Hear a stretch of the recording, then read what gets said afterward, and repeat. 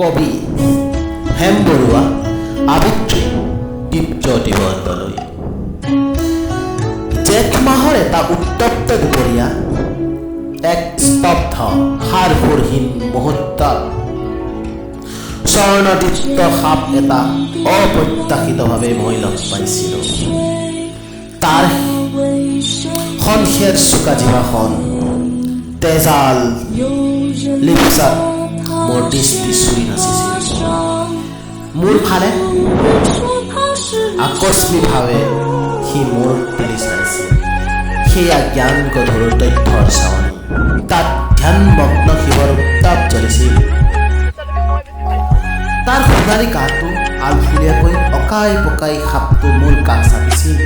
সি যেন বহু দিনৰ কোনোবা অস্পষ্ট মধুৰ এক অতীতৰ চিনাকি অচিনাকি দুমোজাৰ বন্ধু, বাকীবোৰ এলান্ধু কলীয়া মকৰা জাল।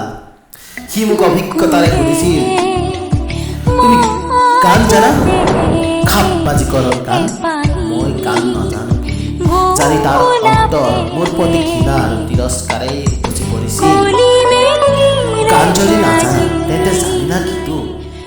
সেইকলিবোৰেও গান জানে, তুমি নাজানা? তুমি সিহঁততকৈ বহুত নিম্ন হ'ব। সি মোৰ অকমন্যতা অভংগ মোৰ তুলি চাইছিল। তাৰ চেঁচা চকু দুটাত অগণন প্ৰশ্নবোধৰ গান। তুমি কিতাপ পঢ়িছা? বহুত কিতাপ, নহয় জানো? কি কি কিতাপ বাৰু? কিছুমান ফুলবৰণীয়া, কিছুমান ভাল ভাল ছবি থকা, নহয় জানো?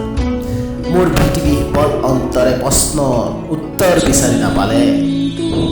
অৱশেষত কিয় অৱশেষত ক'ব নোৱাৰো। সি মাথোন ফুচফুচাই কৈ গুচি গ'ল, তুমি অজ্ঞ, তোমাৰ জ্ঞানৰ বন্তি জ্বলিবলৈ এতিয়া বহুত বাকী।